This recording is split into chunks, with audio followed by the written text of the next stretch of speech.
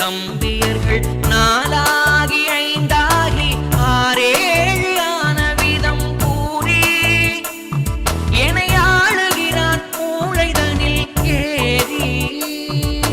அண்ணனோடு தம்பியர்கள் நாலாகி ஐந்தாகி ஆறேழு ஆன விதம் கூறி என்னை ஆளுகிறான் மூளைதனில் ஏறி. 10,000 கவிதை முத்தாக அள்ளி வைத்த சத்தான கம்பனுக்கு ஈடு இன்னும் வித்தாகவில்லை என்று பாடு.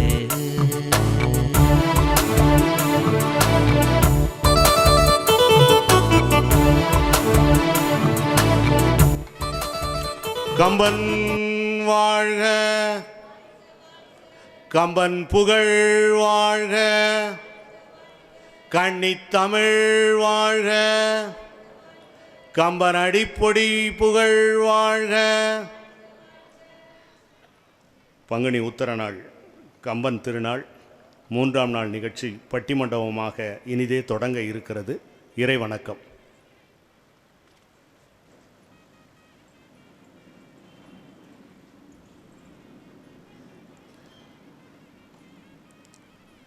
உலகம் யாவையும் தாமுலக்கலும்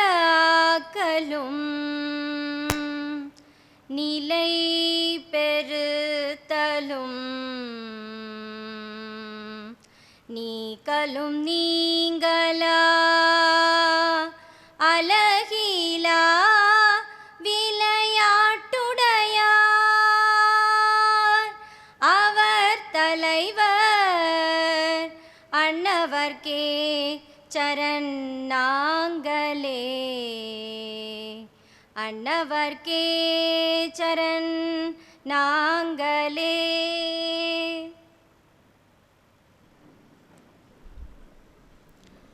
ஒன்றே எண்ணின் ஒன்றே யாம் பல என்று உரைக்கின் பலவேயாம்.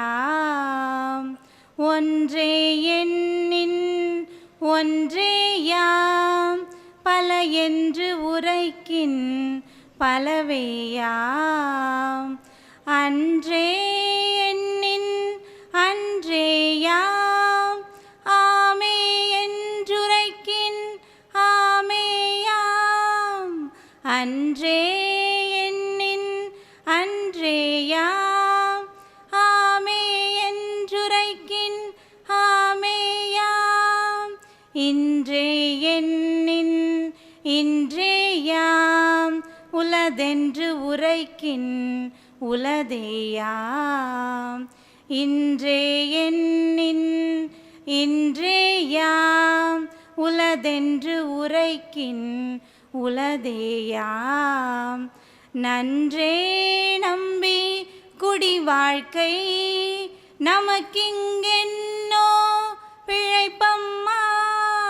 நன்றே நம்பி குடி வாழ்க்கை நமக்கிங்கென்னோ பிழைப்பம்மா.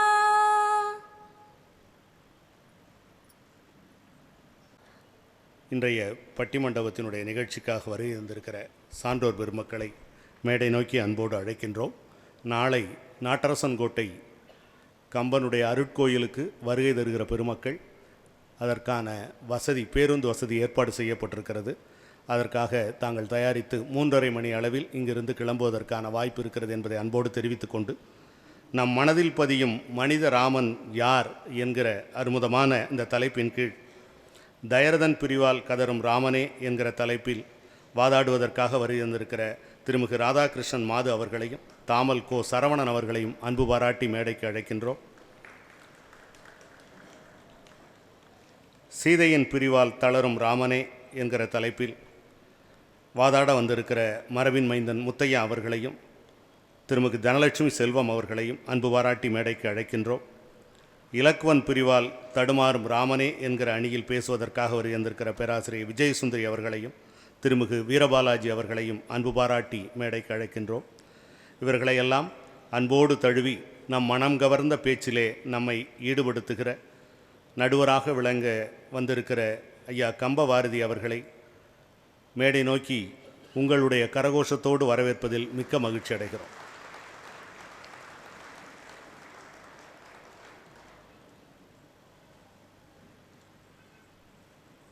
தேவன் அவர்கள் பொன்னாடை போர்த்தி சிறப்பிக்க வருகை தருகிறார்கள். திருமிகு தாமல் கோ சரவணன் அவர்களுக்கு அரங்காவலர் வீரப்பன் அவர்கள் பொன்னாடை போர்த்தி சிறப்பிக்க வருகிறார்.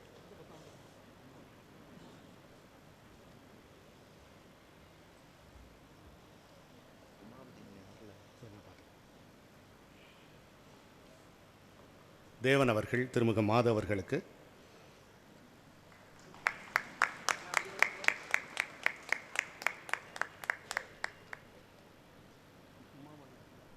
தாமல் கோ சரவணன் அவர்களுக்கு அரங்காவலர் வீரப்பன் அவர்கள்,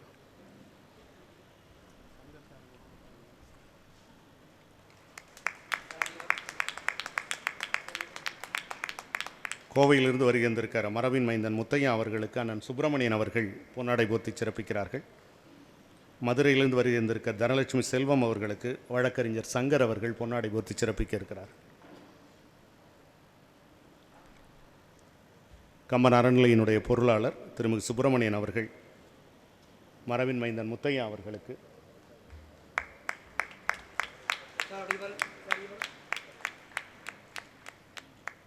திருமதி தனலட்சுமி செல்வம் அவர்களுக்கு வழக்கறிஞர் சங்கர் அவர்கள் பொன்னாடை போர்த்தி சிறப்பிக்கிறார்கள்.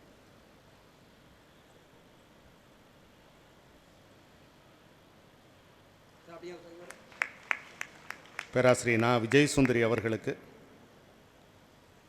தலைவர் திருமிகு பெரியண்ணன் அண்ணன் அவர்கள் பொன்னாடை போர்த்தி சிறப்பிக்கும்படி அன்போடு கேட்டுக்கொள்கிறோம். வீரபாலாஜி அவர்களுக்கு அண்ணன் அரங்காவலர் லட்சுமணன் அவர்கள் பொன்னாடை போர்த்தி சிறப்பிக்கிறார்.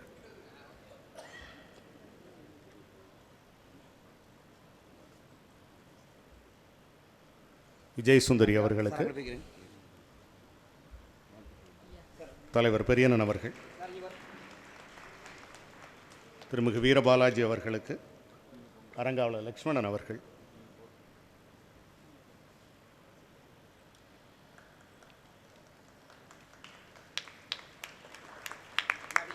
தேனும் தமிழும் தித்திக்க பேசுகிற ஐயா இலங்கை ஜெயராஜ் அவர்களுக்கு குழந்தை கவிஞர் திருமிகு செல்ல கணபதி அவர்கள் பொன்னாடை போர்த்தி சிறப்பிக்கிறார்.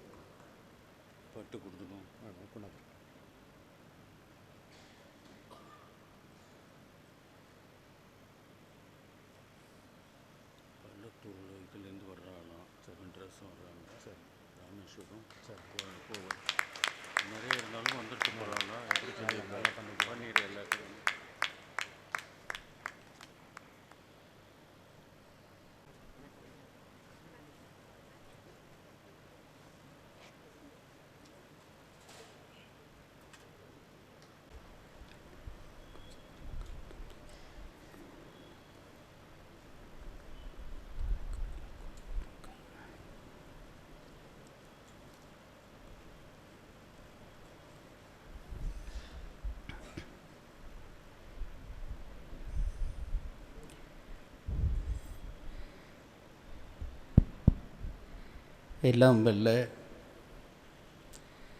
இறைவனுடைய திருவடிகளை என்னுடைய மனமொழிமைகளால் போற்றி பணிகின்றேன்.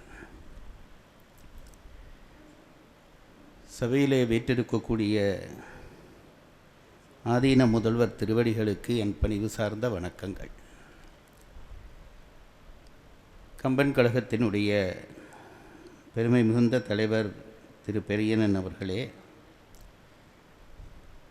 செயலாளர், பொருளாளர் உள்ளிட்ட உறுப்பினர்களே, உங்கள் அனைவருக்கும் என் பணிவு சார்ந்த வணக்கங்களை தெரிவித்து மகிழ்கின்றேன். இன்றைய பட்டிமண்டபத்திலே தம்முடைய வாதத் திறமையை காட்டி உங்களை ஈர்க்க வந்திருக்கக்கூடிய பேச்சாளர் நண்பர்களுக்கு என் வணக்கங்கள். சபையிலே கூடியிருக்கக்கூடிய அறிஞர் பெருமக்களே, பெரியோர்களே, தாய்மார்களே, இளைஞர்களே, உங்கள் அனைவரையும் திரும்ப திரும்ப வணங்கி மகிழ்ச்சி கொண்டு இந்த நிகழ்ச்சியை ஆரம்பிக்கலாம் என்று கருதுகிறேன். மாது இந்த தண்ணியை தாங்க.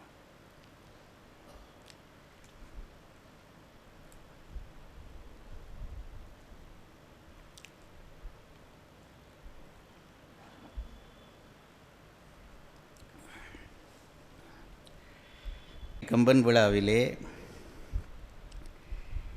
நடக்கக்கூடிய பட்டிமண்டபத்திலே இன்றைக்கு நான் தலைவன். இந்த எண்ணமே என்னை சிலிர்ப்பூட்டுகிறது. ஒரு காலத்திலே இந்த கம்பன் விழா மேடையை கண்ணால் நான் காண மாட்டேனா என்று தவமிருந்த ஒரு காலம் இருந்திருக்கிறது. நான் சொல்லுகிற வார்த்தை இந்த மேடையிலே என்னை பேச கூப்பிட்டதற்காக புகழ்ந்து சொல்ல வேண்டும் என்று சொல்கிற வார்த்தை இல்லை.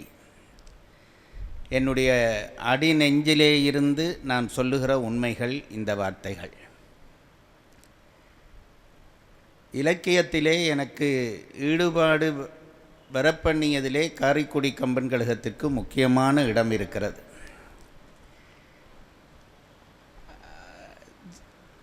இலக்கியத்தின்பால் நாட்டம் கொண்டு அப்பொழுதெல்லாம் இப்பொழுது போல இந்த டிவி முதலியவையெல்லாம் வரவில்லை. யூடியூப், ஃபேஸ்புக் ஒன்றும் வரவில்லை. கேட்டால் ரேடியோவிலே கேட்க வேண்டும். அது ஒன்றுதான் எங்களுக்கு இருந்த வாய்ப்பு. படிக்கிறதுக்கு புத்தகங்கள் எங்கள் கையிலே இல்லை. எனக்கு பாடப்புத்தகங்களிலே, நான் படிக்கிற காலத்திலே வருகிற பாடப்புத்தகங்களிலே ஆங்காங்கு இலக்கிய பாடல்கள் போட்டிருப்பார்கள். இந்த பாடப்புத்தகம் வருஷ தொடக்கத்திலே கைக்கு வந்ததும் என்னுடைய முதல் வேலை அந்த பாடல்களை நான் பாடமாக்குவது. ஓரிரு நாட்களுக்குள்ளே அந்த புத்தகத்திலே இருக்கிற பாடல்கள் எல்லாம் எனக்கு பாடமாகிவிடும். அப்படி ஏற்பட்ட ஆர்வம், அதற்கு பிறகு வானொலியிலே காரைக்குடி கம்பன் விழாவை ஒளிபரப்புவார்கள். அதிலே எப்பேற்பட்ட சிங்கங்கள் மலைகள் எல்லாம் பேசினார்கள் என்று நான் இன்றைக்கு நினைத்து பார்க்கிறேன். தேப்போமி ஆகட்டும், வாரியார் சுவாமிகளாகட்டும், புலவர் கீரன் ஆகட்டும், என்னுடைய குருநாதர் பேராசிரியர் ராதாகிருஷ்ணன் ஆகட்டும், ஆசா ஞானசம்பந்தன் ஆகட்டும், கள்ளிப்பட்டி கோதண்டராம கவுண்டர் ஆகட்டும், புதுவை கம்பவாணர் அருணகிரி ஆகட்டும், இப்படி அந்த லிஸ்ட்டையே சொல்லிக்கொண்டு போகலாம். அப்படிப்பட்ட பெரியவர்கள் ஏறி நின்ற மேடை இந்த மேடை. அந்த பேச்சுலகு என்பது இன்றைக்கு அப்படியே தலைகீழாக மாறிவிட்டது. அந்த உண்மையையும் நான் சொல்லித்தான் ஆக வேண்டும். அப்பொழுதெல்லாம் எங்கள் ஐயா, என் குருநாதர் பேராசிரியர் ராதாகிருஷ்ணன் ஐயா பேசுகிற பொழுது, புத்தி எவ்வளவுதான் ஈர்க்கக்கூடிய புத்தியாக இருந்தாலும் அவர் சொல்லுகிற விஷயம் எல்லாவற்றையும் ஞாபகத்திலே வைத்து கொள்ள முடியாத அளவுக்கு விஷயங்களை நிறைய சொல்லுவார். அடுத்த நாள் நினைத்து நினைத்து பார்ப்போம், என்னென்ன சொன்னார் என்று நினைத்து பார்த்தால் முழுவதையும் மீட்டெடுக்க முடியாமல் நான் சங்கடப்பட்டிருக்கிறேன். அப்பேற்பட்ட பெரியவர்கள், அவர்கள் பேசிய வழக்காடு மன்றம், பட்டிமன்றம் எல்லாம் நினைக்க எனக்கு நெஞ்சு பதறுகிறது என்ற வார்த்தை தான் சரி. ஒரு முறை இதே காரைக்குடி கம்பன் விழாவிலே பட்டிமண்டபத்துக்கு தலைப்பு கூர்த்த நுண்ணறிவு மிக்கவன் இலக்குவனா வீடனனா அனுமனா, இதுதான் தலைப்பு. இலக்குவன் அணிக்கு பேசியவர் யார் என்றால் மதுரை பேராசிரியர் எஸ் ராமகிருஷ்ணன். அதுபோல் இலக்குவன் அடுத்தது யார் சொன்னேன், அனுமன் அணிக்கு பேசியவர் எங்கள் ஐயா ராதாகிருஷ்ணன் ஐயா அவர்கள்.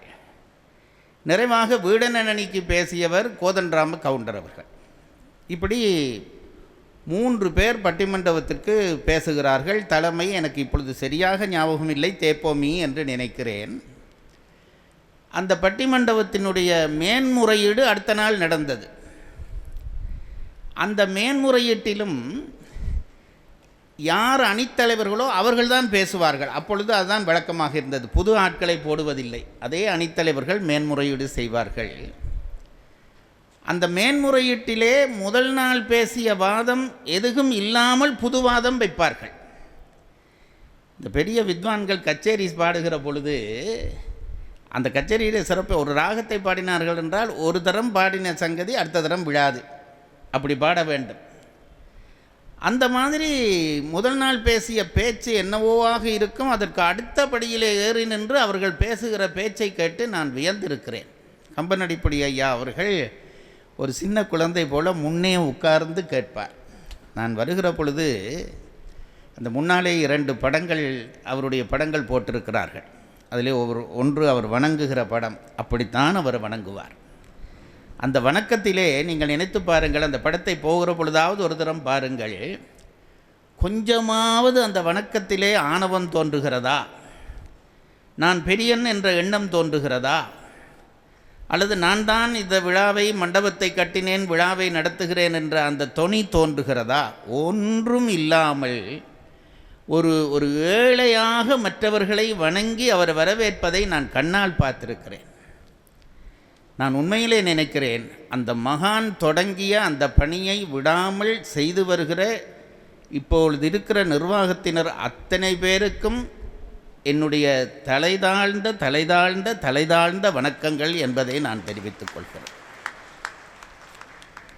அந்த மேன்முறையீட்டிலே எங்கள் ஐயா கடைசி நாளிலே அனுமனுக்காக பேசின பேச்சு எனக்கு இப்பொழுதும் ஞாபகம் இருக்கிறது. அதை நான் ரெக்கார்ட் பண்ணி வைத்திருந்தேன். போர்க்காலத்திலே நான் யாழ்ப்பாணத்தை விட்டு போகிற பொழுது அதை இழக்க வேண்டி வந்துவிட்டது. நான் இழந்த பெரிய சொத்து அது. இந்த கூர்த்த நுண்ணறிவு மிக்கவர் என்பதிலே கூர்த்த நுண்ணறிவு என்று எல்லாம் தனித்தனியாக பிரித்து அவர் பேசின பேச்சு என்பது பேச்சுக்கான, ஒரு நல்ல பேச்சுக்கான ஒரு அடையாளம். அப்படி பெரியவர்கள் பேசின சபையை நான் உட்கார்ந்து ஒரு பட்டிமண்டபம் நடத்துகிறேன் என்பதே எனக்கு கூச்சமாக இருக்கிறது. நான் ஒன்றும் மிகைப்படுத்தி அல்லது ஒரு அவையடக்கத்துக்காக சொல்லவில்லை. அதை நினைக்கிற பொழுது என் மனம் கூசுகிறது. காரைக்குடி கம்பன் விழாவிலே கலந்து கொள்ள வேண்டும் என்று நான் பட்ட பாடுகளெல்லாம் முன்பும் சொல்லியிருப்பேன். வயதாக ஞாபக மறதி அதிகமாகி கொண்டிருக்கிறது. அதனாலே தான் நான் தம்பிமாருக்கு சொல்லுகிறது உண்டு, இளமையிலே படிக்கக்கூடியதை படித்து முடித்து விடுங்கள், வாசிக்கக்கூடியதை வாசித்து முடித்து விடுங்கள். ஒரு வயதுக்கு மேலே வாசிக்கக்கூடாது, அதுக்கு பிறகு யோசிக்க வேண்டும். வாசித்ததை வைத்து சிந்தித்து புது விஷயங்களை உண்டாக்கி கொண்டிருப்பது தான் நல்ல பேச்சினுடைய அடையாளம். ஒரு பேச்சுக்கு என்ன லட்சணம் என்று நான் நினைத்து பார்ப்பதுண்டு. ஒரு பேச்சுக்கு என்ன லட்சணம், ஒரு பேச்சு அழகாக அமைய என்ன செய்ய வேண்டும். எப்பொழுதுமே வயதாகிவிட்டால் மற்றவர்களுக்கு புத்தி சொல்லுகிற ஆசை வந்துவிடும். அந்த ஆசை எனக்கும் வந்துவிட்டதோ என்று நினைத்து சொல்லுகிறேன். ஒரு பேச்சு சிறக்க வேண்டுமானால் அந்த பேச்சுக்கு பின்னணியிலே என்ன இருக்க வேண்டும்? பாடமாக்குவதா, பாடத்தை சொல்வதா, சொல்லுகிற பாணியா? ஒன்றும் இல்லை. ஒரு பேச்சினுடைய சிறப்பு, சபையை போய் அந்த பேச்சு தொட வேண்டுமானால் அதை என்ன செய்ய வேண்டுமென்றால் வேறு ஒன்றும் செய்ய தேவையில்லை. மனதுக்குள்ளே சத்தியம் இருந்தால் அந்த பேச்சு சபையை கவரும். இதை நான் 100% நம்புகிறேன். இன்றைக்கு ஏற்பட்டிருக்கக்கூடிய ஒரு பெரிய சிக்கல், பேச்சுலகத்திலே ஏற்பட்டிருக்கக்கூடிய பெரிய சிக்கல் என்னவென்றால், அதை நான் சொல்லலாமா என்று கூட எனக்கு தெரியவில்லை. ஆனால் நான் மனதுக்கு பட்டதை சொல்லுகிறேன். பேச்சுலகத்திலே ஏற்பட்டிருக்கக்கூடிய சிக்கல் என்னவென்றால், பேசுகிற விஷயத்தை பேசுகிறவர்களே பின்பற்ற தயாராக இல்லை. இது ஒரு பெரிய கொடுமை. பேசுகிற விஷயத்தை, அந்த உயர்ந்த விஷயங்களை பேசுகிறார்கள். அந்த பேச்சை கேட்டுவிட்டு இவர்கள் எப்படிப்பட்டவர்கள் என்று நினைத்து கொண்டு மக்கள் நமக்கு அருகிலே வந்தால், கீழே நாங்கள் நடக்கிற விதம் இவர்களா பேசினார்கள் என்று சில நேரத்திலே எண்ணத் தோன்றுகிறது. நான் எப்பொழுதும் சொல்வேன், பேச்சு ஒரு பெரிய விஷயம் இல்லை, பேச்சு ஒரு பெரிய விஷயம் இல்லை. கடவுள் ஒவ்வொருவருக்கும் ஒரு வித்தையை தந்துதான் இந்த உலகத்துக்கு அனுப்புகிறான். நான் அதை 100% நம்புகிறேன். மனிதருக்கு என்று இல்லை, விலங்குகளுக்கு, பறவைகளுக்கு, தாவரங்களுக்கு கூட ஆண்டவன் ஏதோ ஒரு ஆற்றலை கொடுத்துத்தான் இந்த உலகத்துக்கு அனுப்புகிறான். தாவரம் கூட ஒரு உயிர் என்பது நமக்கு தெரியும். ஆறு அறிவில் இருந்து ஓரறிவு வருகிற பொழுது தாவரத்தையும் நம் பெரியவர்கள் உயிராகத்தான் கொள்கிறார்கள். எல்லா உயிருக்கும் ஒரு ஆற்றல் இருக்கிறது. அந்த ஆற்றலிலே ஒன்றுதான் பேச்சாற்றல். அது நமக்கு கொஞ்சம் பேருக்கு வாய்த்திருக்கிறது. நாங்கள் ஒன்றும் பெரியவர்கள் என்று நினைத்து விடக்கூடாது. நான் சென்ற முறையும் சொன்னேனோ என்னவோ எனக்கு தெரியவில்லை, நானே மறந்து போய்விட்டேன். ஆகவே நீங்கள் கட்டாயம் மறந்திருப்பீர்கள் என்ற நம்பிக்கையிலே திருப்பி சொல்கிறேன். ஔவையார் ஒரு சபைக்கு போனார். நான் இதை பல இடங்களிலே சொல்லி இருக்கிறேன். ஔவையார் ஒரு சபைக்கு போனார். அந்த சபையிலே அறிஞர்கள் பல பேர், இப்படி தான் தமிழ் படித்த அறிஞர்கள். அந்த அறிஞர்கள் பல பேர் கூடியிருந்தார்கள். ஒவ்வொருவரும் ஆளுக்கால் தங்கள் பெருமையை பேசி கொண்டிருந்தார்கள். இந்த உலகத்திலே மிக கேவலமான விஷயம் தன் பெருமையை தான் பேசுவது தான். இதெல்லாம் தமிழுலகத்தினுடைய வரம்புகள். இன்றைக்கு அந்த வரம்பெல்லாம் உடைக்கப்பட்டு பலகாலம் ஆகிவிட்டது. திருவள்ளுவன் சொன்னான், வியவக்க எஞ்ஞான்றும் தன்னை என்றான். ஒரு நாளும் உன்னை நீ புகழ்ந்து கொள்ளாதே. அது எப்படிப்பட்டதாக இருக்கும் என்றால், நீர் வார்த்து நெருப்பு வளர்ப்பது போல இருக்கும் என்றான். நீர் வார்த்து நெருப்பு வளர்க்க நினைத்தால் அது எப்படி இருக்குமோ அப்படித்தான் இருக்கும். பாரத கதை ஒன்று சொல்வார்கள். நான் எங்கேருந்து எங்கேயாவது போனால் நீங்கள் தான் திருப்பி கொண்டு விட வேணும். பாரத கதை ஒன்று சொல்வார்கள். அர்ச்சுனன் தன் காண்டீபத்தை 6வது இகழ்ந்தால் அவர்களை நான் கொன்று விடுவேன் அல்லது நான் இறந்து விடுவேன் என்று சபதம் விட்டிருந்தானாம். ஒரு சந்தர்ப்பத்திலே, அதையெல்லாம் சொல்லி மெனக்கிட, ஒரு சந்தர்ப்பத்திலே தர்மனே இந்த காண்டீபத்தை இழிவுபடுத்தி பேசிவிட்டான். இப்பொழுது அர்ச்சுனன் பாடு சங்கடமாக போய்விட்டது. ஒன்று அண்ணனாகிய தர்மனை கொல்ல வேண்டும் அல்லது தான் சாக வேண்டும். அண்ணனை கொல்ல முடியுமா? அர்ச்சுனன் சொன்னான், அண்ணனை நான் கொல்ல மாட்டேன், நான் சாக போகிறேன், தற்கொலை செய்து நான் சாக போகிறேன் என்று பிடிவாதம் பிடித்தான். எல்லாரும் விழுந்து தடுத்தார்கள். நீ போனால் பாரத போர் போய்விடுமே என்று தடுத்தார்கள். அது சத்தியம் பண்ணினது சத்தியம்தான். இது அந்த காலம். சத்தியம் என்ற வார்த்தைக்கு இருந்த மதிப்பு லேசான ஒன்றில்லை. சத்தியம் பண்ணினால் சத்தியம்தான். ஆகவே நான் உயிரை விடத்தான் போகிறேன் என்று அர்ச்சுனன் பிடிவாதம் பிடித்தான். அப்போ கிருஷ்ண பரமாத்மா வந்தார். என்னப்பா பிரச்சனை என்று கேட்டார். இவர்கள் நடந்ததை சொன்னார்கள். இப்போ அர்ச்சுனனுக்கு கிட்டே வந்தார். என்ன, நீ தற்கொலை செய்து சாக வேண்டும் அவ்வளவும் தானே? சரி, அதெல்லாம் சாகலாம், அதுக்கு முதல் நான் சொன்னதை செய். அர்ச்சுனன் கேட்டான், நான் என்ன செய்ய வேண்டும் என்று கேட்டான். இந்த மேடை மாதிரி ஒன்று இருக்கிறதே, அதில் ஏறு என்றார். இவன் ஏறினான். ஒரு 10 நிமிஷம் உன்னை பற்றி நீ புகழ்ந்து பேசு. நீ இவ்வளோ காலம் என்னென்னவோ எல்லாம் பண்ணியிருக்கிறாய் அல்லவா, ஒரு 10 நிமிஷம் உன்னை பற்றி புகழ்ந்து பேசு என்றார். அர்ச்சுனன் வெட்கப்பட்டான். நான் சொல்கிறேனடா, உன்னை பற்றி புகழ்ந்து பேசு. கண்ணன் வார்த்தையை தாண்ட முடியவில்லை. அர்ச்சுனன் தான் செய்த பராக்கிரம காரியங்களை எல்லாம் தானே சொன்னான். சொல்லி முடிந்த உடனே அர்ச்சுனனை பார்த்து கண்ணன் சொன்னார், இறங்கு என்றார். சரி, போய் அவரவர் வேலையை பாருங்கள் என்றார். அர்ச்சுனனுக்கு கோபம் வந்துவிட்டது. கண்ணா, இது என்ன இந்த நேரமுமா விளையாடுவது? நான் என்ன சொன்னேன்? என் காண்டீபத்தை இகழ்ந்தால் நான் தற்கொலை செய்வேன் என்று சொல்லியிருக்கிறேன் அல்லவா? ஆகவே தற்கொலை செய்ய போன என்னை புகழ்ந்து பேச சொன்னால், இப்போ போய் அவரவர் காரியம் பார் என்று சொல்கிறாயே, இது என்னப்பா என்று கேட்டவுடனே கண்ணன் சொன்னானாம், நீ இவ்வளவு நேரமே என்ன பண்ணினாய்? நான் என்னையே நான் புகழ்ந்து கொண்டேன், அதுதானடா தற்கொலை, அவ்வளவும் போதும், இனி நீ வேற வேலையை போய் பார் என்றாராம் கண்ணன். தன்னைத்தான் புகழ்வது என்பது தற்கொலைக்கு சமமானது என்கிற அளவுக்கு நம்முடைய பெரியவர்கள் நினைத்து வைத்திருந்தார்கள். அதை நாம் புரிந்து கொள்ள வேண்டும். அந்த வரம்புகள் எல்லாம் இப்பொழுது மெல்ல மெல்ல மெல்ல மெல்ல உடைந்து கொண்டிருக்கின்றன. நானே 10 தரம் என்னை புகழ்ந்தால் மற்றவர்கள் நம்பத் தொடங்குகிறார்கள். இப்படி ஒரு பொய் உலகத்துக்குள்ளே நாங்கள் வந்துவிட்டோம். ஒருவரை சும்மாவேனும் அவரும் புகழ்ந்து மற்றவர்களும் புகழ்ந்தால், ஓஹோ இவர் கெட்டிக்காரன்தான் என்ற பதிவு இன்றைக்கு உண்டாகி விடுகிறது. உண்மையில் சத்தியம் என்கின்ற ஒன்று இருக்கிறதே, அது பெரிய விஷயம். அது நெஞ்சிலே இருக்க வேண்டும். நான் செய்கிற காரியத்துக்கு நான் நேர்மையாக இருக்கிறேன். அது ரொம்ப ரொம்ப ஒரு உயர்ந்த விஷயம். நான் பேச்சாளனாக இருந்தால் நான் பேசுகிற விஷயத்துக்கு எது நேர்மை என்று கேட்டால் அதற்கு நேர்மையாக நான் இருப்பது. அதனாலே தான் ஆற்றலை பெரிதாக போற்ற முடியாது. ஔவையார் அந்த சபைக்கு போன பொழுது புலவர்கள் எல்லாம் தங்களை தாங்கள் புகழ்ந்து பேசி கொண்டிருந்தார்கள். நான் ராமாயணம் படித்திருக்கிறேன், நான் பாரதம் படித்திருக்கிறேன், எனக்கு பேச வரும், எனக்கு கவிதை எழுத வரும் என்று என்னென்னவோ சொன்னார்கள். ஔவையார் சபைக்கு போனார். இந்த வயதானவர்களுக்கே ஒரு குறும்புத்தனம் இருக்கும் அல்லவா. ஔவையார் சபைக்கு வந்தார். சபைக்கு வந்த உடனே புலவர்களை பார்த்தார். பார்த்து சொன்னார், நீங்கள்லாம் கெட்டிக்காரர் என்று பேசுகிறீர்களே, அப்போ நீங்கள் தான் இந்த உலகத்திலே அறிஞர்களா என்ற உடனே அவர்கள் சம்மதித்து தலையாட்டியிருப்பார்கள் போல் இருக்கிறது. ஔவையார் சொன்னார், நான் சொல்லுகிற விஷயத்தை முதல் கவனியுங்கள் என்று சொல்லிவிட்டு சில விஷயங்களை தடுத்தடுத்து அடுக்கினார். வான்குருவியின் கூடு, வல்லறக்கு தொல்கரையான், தேன் சிலம்பி யாவர்க்கும் செய்தறிதாள், நான் பெரிதும் யாம் பெரிதும் வல்லோமே என்று வலிமை சொல்ல வேண்டாங்கான், எல்லோருக்கும் ஒவ்வொன்று எளிது என்றார். புலவர்களை பார்த்து சொன்னார், நீங்கள் எல்லாம் இதை அதை படிச்சுட்டேன்னு இதை படிச்சுட்டேன்னுட்டு ரொம்ப பெருமையாக பேசுகிறீங்களேப்பா, இதில் ஒன்றும் பெரிய விஷயம் இல்லை. எல்லாருக்கும் ஒவ்வொன்றை கடவுள் கொடுத்துத்தான் இருக்கிறான். அது அவர் சொன்ன வரிசை இருக்கிறதே, குருவிக்கூடு, வான்குருவிக்கூடு, தூக்கணாங்குருவிக்கூடு கட்ட முடியுமா நம்மால்? அது மாதிரி கரையான் கூடு நம்மால் கட்ட முடியுமா? நான் விரித்து சொல்ல விரும்பவில்லை, நேர கட்டுப்பாடு இருக்கிறபடியால் விரித்து சொல்ல விரும்பவில்லை. இப்படியெல்லாம் ஒவ்வொன்றாக சொல்லிவிட்டு வான்குருவியின் கூடு, வல்லருக்கு தொல்கரையான், தேன் சிலம்பி, தேனி, சிலந்தி, இதையெல்லாம் நம்மால் செய்ய முடியாத விஷயங்கள். ஆகவே நீ கொஞ்சம் படித்து விட்டு நீ ஏதோ பெரிய ஆள் என்று நினைத்து பேசாதே. இது ரொம்ப முக்கியம் பாருங்கள். அறிவுலகத்தை பொறுத்தளவிலே எவன் ஒருவன் பணிகிறானோ அவன் உயர்வான், எவன் ஒருவன் உயர்கிறானோ அவன் வீழ்வான். கம்பன் அடிப்படையினுடைய அந்த படம் எனக்கு அதைத்தான் சொல்லுகிறது.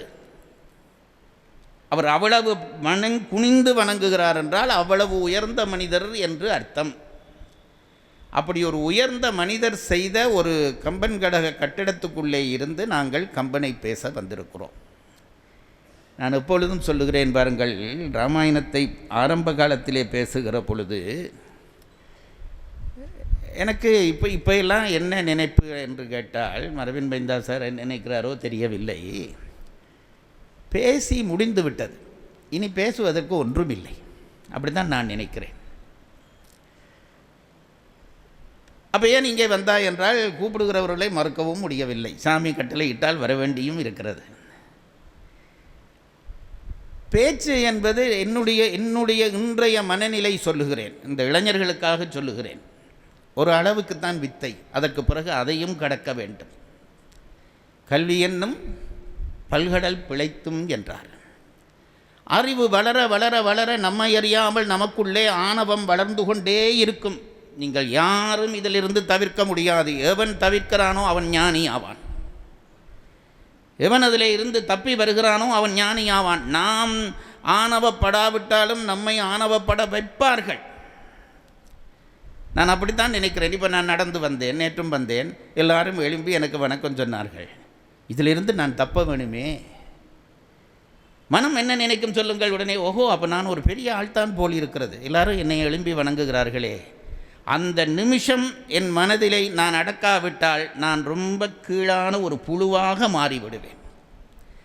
நீங்கள் சொல்லுகிற வணக்கம் எனக்குரியதல்ல, அது தெய்வத்துக்குரியது. தெய்வம் ஏதோ விதத்தை என்னை சில விஷயத்தை சொல்ல வைத்திருக்கிறது. அந்த விஷயம் கேட்டு என்னை வணங்குகிறீர்கள் என்றால் அந்த வணக்கம் கடவுளுக்குரியதே தவிர இந்த சின்ன மானுட பூச்சிக்கு இல்லை என்று நான் தெரிந்து கொண்டால்தான் உய்ய முடியும். அதனால்தான் பெரியவர்கள் சொன்னார்கள், வித்யாம் வினய சம்பந்தாம் என்றார்கள். வித்தையோடு எது சம்பந்தப்பட்டதாக இருக்க வேண்டும் என்றால் வினயம். வினயம் என்றால் பணிவு. பணிவில்லாத ஒருவனை இந்த உலகத்திலே சில நேரத்திலே நாங்கள் வெற்றி பெற்று விடலாம், அதற்கு அப்பாலும் நாம் வாழ வேண்டும் அல்லவா? பல பேருக்கு இன்றைக்கு அது மறந்து போகிறது. அதுதான் எனக்கு இருக்கிற பெரிய கவலை. எது மறந்து போகிறது என்றால், இந்த உலக வாழ்க்கையோடு நம் வாழ்க்கை முடிகிறது என்று நினைக்கிறார்கள். நம் பெரியவர்கள் அப்படி நினைத்தவர்கள் இல்லை.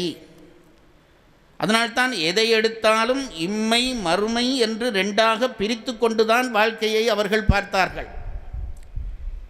இம்மையிலே நமக்கு ஒரு வாழ்க்கை, அதுதான் இந்த பேச்சு, மேடை, கார் ஓடுவது, பஸ் ஓடுவது, இதெல்லாம் இந்த இம்மை. இதற்கு பிறகு ஒரு வாழ்க்கை இருக்கிறது அல்லவா? அந்த வாழ்க்கைக்கு இங்கே நான் சொத்து சேர்க்க வேண்டும். அது ரொம்ப முக்கியம்.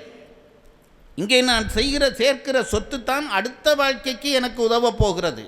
அந்த சொத்து நீங்கள் நினைக்கிற பணமோ காசோ இல்லை, பணிவும் அன்பும் அருளும் தான் அந்த சொத்து.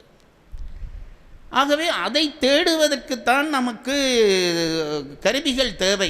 அப்படி பெரும் கருவிகளை தமிழ்த்தாய் நமக்கு நிறைய தந்திருக்கிறாள். பெரும் கருவிகளை நமக்கு தமிழ்த்தாய் தந்திருக்கிறாள். ஒரு திருக்குறள் போதாதா நாம் வாழ்ந்து முடிக்க? ஒரு கம்பன் போதாதா நாம் வாழ்ந்து முடிக்க? இந்த விஷயத்திலே நாங்கள் பெரும் கோடீஸ்வரர்கள், தமிழர்களாகிய நாங்கள் பெரும் கோடீஸ்வரர்கள். எங்களுக்கு எங்களுடைய பெருமை என்னும் தெரியவில்லை. அதுதான் பெரிய கொடுமை. கம்பனையும் நான் பெரும்பாலும் கம்பன் விழாக்களிலேயே பார்க்கிறேன். பேசுகிற பல பேர் உடனே ஷேக்ஸ்பியரையும் அவரையும் இவரையும் எடுத்துக்காட்டித்தான் பேச விரும்புகிறார்கள். அப்படி சொன்னால் தான் சபையும் ஒரு தரம் ஓஹோ இவருக்கு ஆங்கிலமும் தெரியும் என்று நினைக்கிறது. மேற்கோள் காட்டுவதற்கு நம்மிடமா புலவர்கள் இல்லை? நீங்கள் நினைத்து பாருங்கள், நம்மிடமா புலவர்கள் இல்லை? அத்தனை புலவர்களையும் வைத்திருக்கிற ஒரு சொத்துக்கு சொந்தக்காரர்கள் நாம் என்ற தலை நிமிர்வு நமக்கு இருக்க வேண்டும். நான் எப்பொழுதும் அதைத்தான் சொல்வதுண்டு. தமிழர்கள் ஒன்றும் தாழ்ந்தவர்கள் அல்ல. மேற்கு நாட்டாரிடம் பொருள் இருக்கிறது, அருள் இருக்கிறதா? இப்பதான் அவன் எங்களிடம் கை நீட்டி அதை வாங்க முயற்சிக்கிறான். அருளா பொருளா பெரிதென்றால் பொருள் இன்றைக்கு இருந்து அது பூரியார் கண்ணும் உல என்றார் திருவள்ளுவர். அது சின்ன ஒரு ஸ்விஃப்ட் டிக்கெட் விழுந்துட்டா ஒன்றும் படிக்காத வெறும் முட்டாளான ஒரு பிச்சைக்காரன் நாளைக்கு பணக்காரன். அருள் அப்படி வந்து விடுமா? ஒரு ஸ்விஃப்ட் டிக்கெட் எடுத்து அருள் வருமா? அது வராது. ஆகவே பொருள் தேடுவதை விட அருள் தேட வேண்டும். அருள் தேடுவதற்கு வழி சொன்னவர்கள் நம் பெரியவர்கள். கம்பன் அதைத்தான் செய்தான். கம்பனை படித்தால் என்ன வரும் என்று கேட்டபொழுது ஒரு புலவர் அப்படியே பட்டியல் கொடுக்கிறார். நாடிய பொருள் கைகூடும். அவனுக்கு தெரியும் நமக்கு அதில் தான் முதல் நாட்டம் என்று தெரியும். நமக்கு எல்லாருக்கும் பொருளிலே தான் நாட்டம். அருள் வரும் என்றால் அது அடுத்த பிறவியில் வரட்டும் சார்ன்னுவான். பொருளிலே நாட்டம் என்று தெரிந்து கொண்டு அதை முதல் சொன்னான். நாடிய பொருள் கைகூடும். நீ எது விரும்புகிறாயோ அது உனக்கு கிடைக்கும். சத்தியம் பண்ணி சொல்கிறேன், கிடைக்கும். கம்பனை கேளுங்கள், கம்பனை படியுங்கள், கம்பனை போற்றுங்கள், நினைத்தது நடக்கும். இது என் வாழ்க்கையில் என் வாழ்க்கையிலும் கண்ட உண்மை. நான் ரொம்ப சாதாரணன், எனக்கு என்னை தெரியும், ரொம்ப சாதாரணன். படிப்பிலே நான் மகா மட்டம், அப்படித்தான் இருந்தேன். நான் படித்த பாடசாலையிலே ஒரு நாள் நான் வகுப்புக்கு போகாவிட்டால் அங்கு ஒருவருக்கும் தெரியாது நான் வரவில்லை என்று. அந்த அளவுக்கு நான் முக்கியமானவன். ஆசிரியர்களுக்கு தெரியாது, மாணவர்களுக்கு தெரியாது, என்பாட்டுக்கு நான் ஒரு மூலையிலே இருப்பேன். எனக்கு இப்படி ஒரு ஆற்றல் கிடைத்தது என்பது வேறொன்றும் இல்லை. நான் கம்பனை நேசித்தேன், அவ்வளவுதான் எனக்கு கிடைத்தது. கம்பனை நேசித்தேன். அந்த நேசிப்பை கற்றுத்தந்தவர் இந்த மகான் தான் கற்றுத்தந்தார். நான் நினைக்கிறதுண்டு, காரைக்குடிக்கு வேறு என்ன பெருமைகள் பல இருக்கலாம். செட்டிநாட்டார்களுக்கு இல்லாத பெருமை இல்லை. நகரத்தார் நிறைய பெருமை, அரசர்களுக்கு அடுத்ததாக பெருந்தொண்டுகள் உலகளாவி செய்தவர்கள். ஆனாலும் நான் சொல்லுகிறேன், காரைக்குடியை பொறுத்தளவிலே கம்பனடிப்பொடி என்று ஒருவர் இருந்தார் என்ற ஒரு பெருமை மட்டும் உங்களுக்கு போதும். இதை திரும்ப திரும்ப உங்கள் தலைமுறைக்கு சொல்லுங்கள். நான் அதைத்தான் நினைக்கிறேன். திரும்ப திரும்ப உங்கள் தலைமுறைக்கு சொல்லுங்கள். என்ன காரியம் சாதித்தார், எத்தனை பேரை உயிர்ப்பித்தார் என்று பாரதம் முழுக்க ஒரு 51 கம்பன் கழகத்துக்கு கிட்டே இருந்தது. அப்போது நான் வருகிற காலத்தில் 81ஆம் ஆண்டிலே. அதுக்கு பிறகு இலங்கையிலேயும் சிங்கப்பூர்லேயும் ஒரு கழகம் ஆரம்பிக்கப்பட்டன. சிங்கப்பூர் கழகம் மெல்ல மெல்ல வழக்கொழிந்து விட்டது. இன்றைக்கு உலகம் பூராகவும் கம்பன் கழகங்கள் உருவாகி இருக்கின்றன. லண்டனில் இருக்கிறது, சுவிட்சர்லாந்திலே இருக்கிறது, ஆஸ்திரேலியாவிலே இருக்கிறது. இப்படி உலகம் பூராவும் கம்பன் கழகங்கள் ஆண்டுக்கு ஒரு விழா எடுக்கிறார்கள். இதெல்லாம் அவர்கள் பெருமை இல்லை, இவருடைய பெருமை, இவருடைய பெருமை. இந்த கம்பனுடைய சிறப்பை நாம் சொன்னால் போதும். அதனால்தான் சொன்னான் அந்த புலவன், நாடிய பொருள் கைகூடும். பிறகு சொன்னான், ஞானமும் புகழும் உண்டாம். கம்பனை படிக்க படிக்க என்ன நடக்கும்? உனக்கு தேவையானது கிடைக்கும், தேவையானது கிடைக்கும். நான் கண்ணாலே பார்த்துருக்கிறேன். எத்தனையோ என்னை பொறுத்தவரை இப்போ கேட்டாலும் நான் சொல்லுவேன், கம்பனை விட திருவள்ளுவர் ஒரு படி மேல்தான். அப்படித்தான் என்னுடைய அபிப்பிராயம். ஆனால் திருவள்ளுவருக்கென்று கழகம் தொடங்கின எந்த கழகமும் பெரிய அளவிலே வளரவில்லை, ஓரிரண்டை தவிர. கம்பனை தொட்டால் அது எப்படியோ வளர்ந்து விடுகிறது. கம்பனுக்கு யார் கழகம் எடுக்கிறானோ அவன் ஏதோ ஒரு விதத்திலே சமூக அந்தஸ்துள்ள பெரிய மனுஷனாக மாறிவிடுகிறான். இங்கே கம்பனடிப்பொடி ஆகட்டும், அங்கே இஸ்மாயில் ஆகட்டும், கோவையிலே அவர் ஜி.கே. சுந்தரமாகட்டும், எங்கு பார்த்தாலும் கம்பன் கழகத்தை தொட்டவர்கள் உயர்ந்து கொண்டே போகிறார்கள். நீங்கள் அதை நம்புகிறீர்களோ இல்லையோ, நான் என்னை சான்றாக சொல்லுகிறேன். ஒரு மக்குப்பையனாக இருந்த என்னை கம்பனை தொட வைத்து இன்றைக்கு நீங்கள் எல்லாரும் மதிக்கிற ஒரு இடத்திலே என்னை உட்கார வைத்திருக்கிறார் என்றால் அது கம்பன் தந்த பெருமைதான் என்பதிலே எனக்கு எந்த சந்தேகமும் இல்லை. அதனாலே தான் சொன்னார், ஞானமும் புகழும் உண்டாம். அதுக்கு பிறகு சொல்லுகிறார் பாருங்கள், இந்த உலகத்துக்கு இவ்வளவும் போதும். எது? பொருள் போதும், புகழ் போதும், அறிவு போதும். அது மட்டும் போதுமா வாழ்க்கைக்கு? உன்னுடைய வாழ்க்கை என்பது என்ன? இந்த ஒரு பிறவி தானா? இந்த பிறவியோடு உன் வாழ்க்கை முடிந்து விட்டதா? நல்லது. அப்படி என்றால் பொருள் தேடு, களவு எடுத்தென்றாலும் பொருள் தேடு, வாழ்ந்து சந்தோஷமாக போ, ஒரு கவலையும் இல்லை. நானே அதுக்கு அனுமதிப்பேன். இது ஒரு பிறவி தான். பிறவி என்றால் களவெடு, பொய் சொல்லு, மது குடி, என்னவும் குடி, உனக்கு ஒரு பிறவி தானே, அனுபவித்து விட்டு போ. ஆனால் பிறவி ஒன்றல்ல, அது ஒரு சங்கிலி தொடர். அருணகிரிநாதர் சொன்னார், எழுகடல் மணலை அளவிடின் அதிகம் எனது இடர் பிறவி அவதாரம் என்றார். 7 கடல் மணலை எடுத்து எண்ணினால் அதை விட கூட வருமா நாம் எடுக்கிற பிறவி. இந்த தொடர்ச்சியிலே நீ வாழ வேண்டும் என்பதை மறந்து போனாயா? நான் உங்களை கேட்கிறேன். இந்த தொடர்ச்சியிலே வாழ வேண்டுமே. இந்த பிறவி சரி, வாழ்ந்து விட்டாய். அடுத்த பிறவி, அதுக்கடுத்த பிறவி, இந்த அடுத்த பிறவிகளிலே நீ கொஞ்சம் கொஞ்சமாக உன்னுடைய ஆன்மா பக்குவப்பட்டு கடைசியிலே ஆண்டவன் திருவடியை அடைந்தால்தான் நீ எடுத்த இந்த பிறவி புண்ணிய பிறவி ஆகும். அதற்கு இராமாயணம் உதவி செய்யும் என்றான் அந்த புலவன். நாடிய பொருள் கைகூடும், ஞானமும் புகழும் உண்டாம், வீடியல் வலியதாக்கும், வேரியங்கமலை நோக்கும், நீடிய அரக்கர் சேனை நீறுபட்டொழிய வாகை சூடிய சிலை ராமன் தோல்வலி கூறுவோர்க்கே. இத்தனையும் நடக்கும் என்றான். இத்தனையும் பணம் கொடுத்து பண்ண முடியுமா? கம்பனை படித்தால் செய்யலாம். நான் உங்களை எல்லாருடைய பாதம் தொட்டு கேட்கிற விஷயம், கம்பராமாயண புஸ்தகம் நம் இனத்தார் எல்லாரோட வீட்டிலேயும் இருக்க வேண்டும், கட்ட வேண்டும். நான் திருவாசகத்தையும் திருக்குறளையும் வழக்கமாக சொல்வேன். இது கம்பன் விழா என்றபடியால் அதையும் சேர்த்து சொல்லுகிறேன். இருந்தால் என்ன ஆகும் என்று கேட்டால், நாம் படிக்கிறோமோ இல்லையோ, ஒரு பிள்ளை நம்முடைய இந்த திருக்குறளை ராமாயணத்தை பூஜை அறையில் வைத்து தொட்டு கும்பிட்டு கொண்டே வாருங்கள். இது அப்பா கும்பிட்டது என்று பிள்ளை கும்பிடுவான். அவன் படிக்க வேண்டாம், கும்பிடட்டும். அவன் கும்பிட்டது என்று அவன் பிள்ளை கும்பிடுவான். இப்படியே கும்பிட்டு கொண்டு வர நம் சந்ததியிலே யாரோ இந்த வழிபாட்டுதலினாலே இதை படிக்கிற ஒரு பிள்ளை வந்து பிறப்பான், புஸ்தகத்தை எடுப்பான், படிப்பான், நாளை நம் இனத்துக்கு பெருமை சேர்ப்பான். இதற்காகத்தான் கம்பன் விழாவை திரும்ப நம் பெரியவர்கள் நடத்துகிறார்கள். சில பேர் அதையும் கேட்பா, என்ன பிரயோசனம் சார்? ராமன், லட்சுமணன், அனுமன் எல்லாம் எப்போ வாழ்ந்து முடிந்தவர்கள்.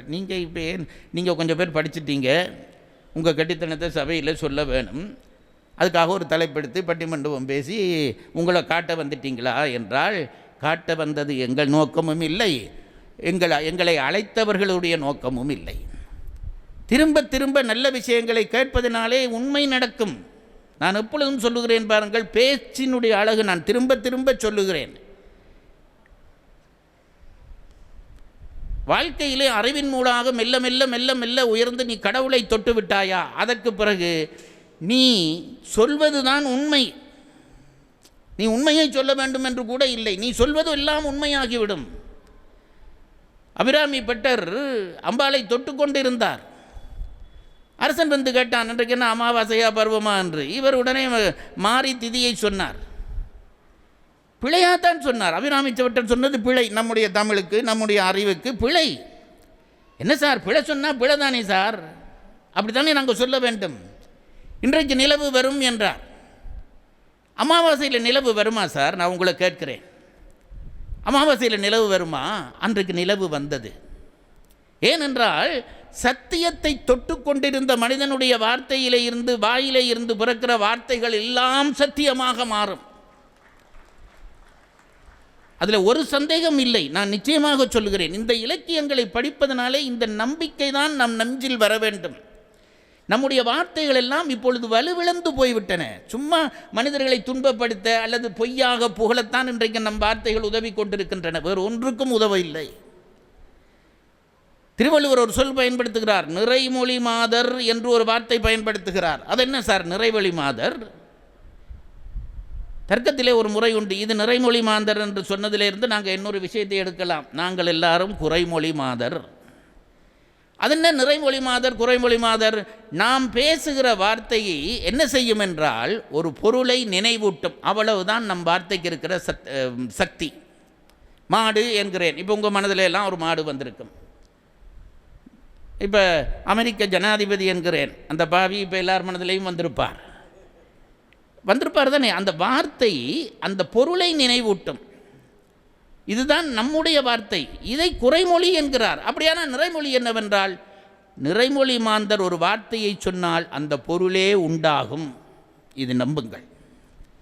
நிறைமொழி மாந்தர் என்கிறவர்கள் ஒரு வார்த்தையை சொன்னால் அந்த பொருளே ஒன்றாகிவிடும். அதில் எந்த சந்தேகமும் இல்லை. அதனாலே தான் நிறைமொழி மாந்தர் நம் வார்த்தைகளை எல்லாம் நாங்கள் இன்னும் மந்திரமாக்கவில்லை.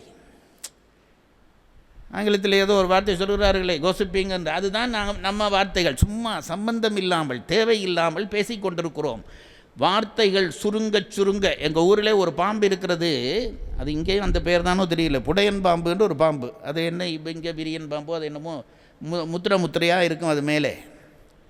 அந்த பாம்பு ஆரம்ப காலத்தில் ஒரு 6 அடி இருக்கும். பிறகு அது முதிர என்ன ஆகும் என்று கேட்டால் கட்டையாகி கொண்டு வந்து 1 அடிக்கு அந்த பாம்பு வந்துருமா. நம் பெரியவர்கள் சொல்வார்கள். பிறகு அது பறக்க ஆரம்பிச்சிடும் என்பார்கள். வார்த்தைகளும் அப்படித்தான். நம்முடைய வார்த்தைகள் எல்லாம் இப்போ நீளப்பாம்பாக வீணாக நெளிந்து கிடக்கின்றன. அதை சுருக்க சும்மா சுருக்க முடியாது. அப்போ வார்த்தையை எப்படி சுருக்கலாமா? சுருக்க முடியாது. ஞானம் ஏற வார்த்தை சுருங்கும். ஞானம் ஏற வார்த்தை சுருங்கும். அப்படி சுருக்கி விட்டீர்களே ஆனால் அந்த வார்த்தை பறக்கத் தொடங்கிவிடும். நீ சொல்வதெல்லாம் இந்த உலகத்திலே நடக்கும். இன்றைக்கு கெட்டவர்களுக்கு துன்பம் இல்லை, நல்லவர்களுக்கு துன்பம் இருக்கிறது. என்ன துன்பம் சொல்லுங்கள் பார்ப்போம். எம் கண்ணுன்னாலே தீமை நடக்கிறது, அதை தடுக்க நம்மால் முடியவில்லை. கேட்டால் சொல்லுகிறார்கள், ஐயோ அவர்கள் பலமாக இருக்கிறார்களே, நான் தனி ஒரு ஆள் எப்படி திருத்துவது என்று கேட்கிறார்கள். அஞ்சாதே, நீ உன்னுடைய ஞானத்தை வளர்த்தும் சத்தியத்தை தொடு. நீ சொன்னால் அவன் விழுவான், அதில் எந்த சந்தேகமும் இல்லை. ஒரு தனி மனிதன் சொல்ல ஒரு சமூகத்தில் இருக்க கூட்டமாக இருக்கக்கூடிய தீயவர்கள் அழிவார்கள். இதையெல்லாம் கம்பன் விழாவிலே சொல்கிறீர்களே, என்ன பொருத்தப்பாடு என்று கேட்டால், இந்த நம்பிக்கைகளை எனக்கு கம்பன் தான் தந்தான், உங்களுக்கும் தர வேண்டும் என்று பிரார்த்தித்து கொண்டு இப்பொழுது பட்டிமண்டபத்தை ஆரம்பித்து வைக்கிறேன். சுவையான ஒரு தலைப்பிலே பட்டிமண்டபம் நடக்க இருக்கிறது. கம்பன் என்ன தலைப்பு, எங்கே பட்டிமண்டபம் தலைப்பு தாய்யா, இதில் இல்லையா? நம் மனதில் பதியும் மனித ராமன் யார் என்று கேட்டிருக்கிறார்கள். இது ஒரு பெரிய விஷயம். நம் மனதில் பதிகிற மனித ராமன் யார்? என்ன சார், அப்போ ராமன் மனிதன் இல்லையா என்று ஒரு கேள்வி வரும். ராமன் மனிதன்தான், ஆனால் அவன் மனித நிலையை கடந்தும் நின்றான். நாங்கள் எல்லோரும் மனிதர்கள்தான். எங்களிடம் நன்மை தீமை என்ற 2 கலந்தேதான் இருக்கிறது. ஒருவனும் முழு சுத்தமானவனும் இல்லை, ஒருவனும் முழு குற்றவாளியும் இல்லை. இதை தெரிந்து கொள்ளுங்கள். அப்போ அவரை நல்ல மனிதன் என்று சொல்கிறார்கள். எப்படி சொல்கிறார்கள் என்று கேட்டால், அவனிடம் தீயதை விட நல்லது அதிகமாக இருக்கிறது, அவன்தான் நல்லவன். கெட்டவன் என்று சொல்கிறார்களே, அவனிடம் நல்லதை விட கெட்டது அதிகமாக இருக்கிறது. இது 2 தான் நாங்கள். ராமனிடம் மானுடமும் தெய்வீகமும் கலந்திருந்தது. ராமாயணத்திலே ராமாயணை பார்க்கிற பொழுது நமக்கு ஏற்படுகிற ஆச்சரியம், அவன் மனிதனாகவும் நின்று காட்டியிருக்கிறான், தெய்வமாகவும் நின்று காட்டியிருக்கிறான். தெய்வமாக நின்று காட்டினால் போதாதா என்று கேட்டால், தெய்வமாகவே நின்று காட்டினால் மனிதர்களாகிய நாங்கள் அவனை தொட முடியாது. நாம் தொட வேண்டுமானால் அவன் மனித நிலைக்கும் இறங்கித்தான் ஆக வேண்டும். அதனாலே தான் இந்த 2 எல்லையும் தொட்டு ராமனை கம்பன் படைத்தான். இன்றைக்கு கேள்வி என்னவென்றால், தெய்வராமனை ஒரு பக்கம் ஒதுக்கி வையுங்கள், அவன் அப்படியே இருந்துவிட்டு போகட்டும். மனித ராமனாக ராமன் எங்களுக்கு எங்கே காட்சி தருகிறான்? காட்சி தருகிற இடத்திலே எதிலே சிறப்பாக காட்சி தருகிறான் என்பதுதான் இன்றைக்கு எழுப்பப்பட்டிருக்கிற கேள்வி. அதிலே 3 இடத்தை சொல்கிறார்கள். மனிதராமனாக நாம் ராமனை எங்கெல்லாம் காணுகிறோம்? அதிலே அவர்கள் சொல்லுகிற முதலிடம், தசரதன் பிரிவால் கதரும் ராமன் தான் மனிதராமனாக நம் மனதிலே பதிகிறான். 1. 2வது, சீதையின் பிரிவால் தளரும் ராமன் தான் மனிதராமனாக நம் மனதில் பதிகிறான். இது 2வது. இலக்குவன் பிரிவால் தடுமாறும் ராமன் தான் மனிதராமனாக நம் மனதில் பதிகிறான். 3 ராம நிலைகளை எடுத்துக்கொண்டு யார் மனிதராமனாக நம் மனதில் அதிகம் பதிகிறார் என்ற கேள்வியை எழுப்பியிருக்கிறார்கள். எனக்கு மேடைக்கு வருகிற பொழுதே சொல்லி அனுப்பினார்கள் நேரத்தினுடைய கட்டுப்பாடு பற்றி. அதை புரிந்து கொண்டு நான் கட்டுப்படுகிறேன், பேச்சாளர்களும் கட்டுப்படுவார்கள் என்ற நம்பிக்கையோடு இப்பொழுது பட்டிமண்டபத்தை ஆரம்பித்து வைக்கிறேன். தயரதன் பிரிவால் கதரும் ராமன்தான் நம் மனதில் பதியும் மனிதராமனில் முதன்மை பெறுபவன் என்று சொல்வதற்காக நண்பர் மாது வருகிறார். நான் அவரை அதிகம் புகழக்கூடாது, ஏனென்றால் நானும் அவரும் ஒரு தந்தையினுடைய பிள்ளைகள். அவர் வயிற்றில் பிறந்தார், நான் அவர் அறிவில் பிறந்தேன். மற்றும்படிக்கு நாங்கள் 2 பேரும் சகோதரர்கள். இன்று தன் பேச்சாற்றலால் உலகத்தை கவர்ந்து வருகிற மாது இப்பொழுது வாதத்தை ஆரம்பிப்பார்.